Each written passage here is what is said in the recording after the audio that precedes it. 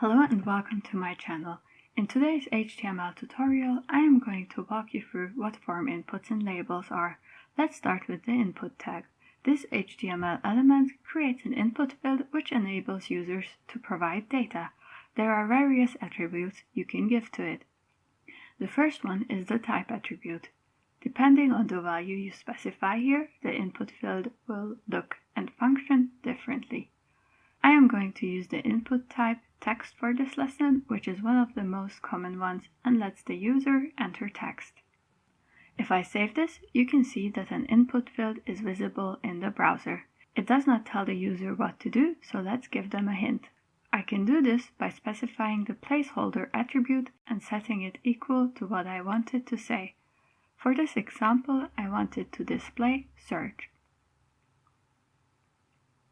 If I save and reload, you can now see the search text appearing in the input field.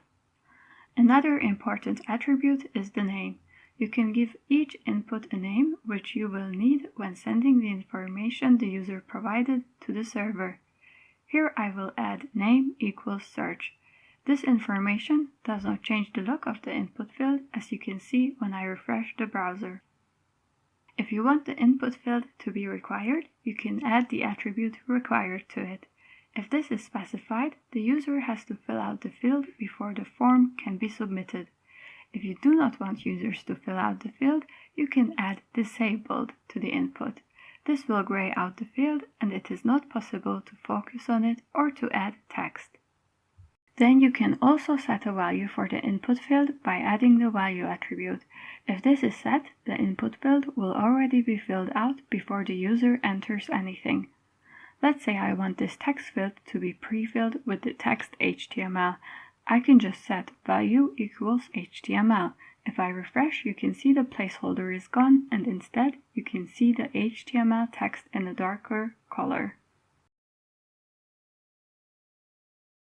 Input fields should ideally always be accompanied with a label. Labels, as the name would indicate, give the input field a label. This is especially useful for users who rely on assistive technology such as screen readers. When the visitor focuses on the input field, their screen readers read out the text within the label so the user knows what information they need to supply. Also, it increases the click area of certain inputs, such as checkboxes. Checkboxes by themselves are quite small, and some website visitors might have trouble clicking on them. By adding a label to each checkbox, they can also click on the label text to check or uncheck the box, making the experience much nicer. To add a label to an input field, you first need to add an ID attribute.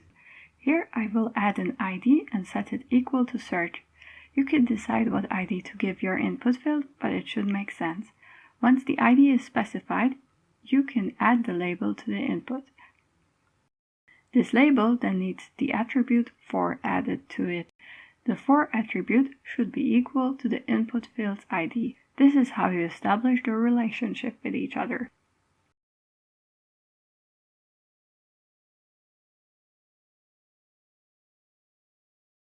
An alternative way to associate a label and an input field is by nesting the input inside the label.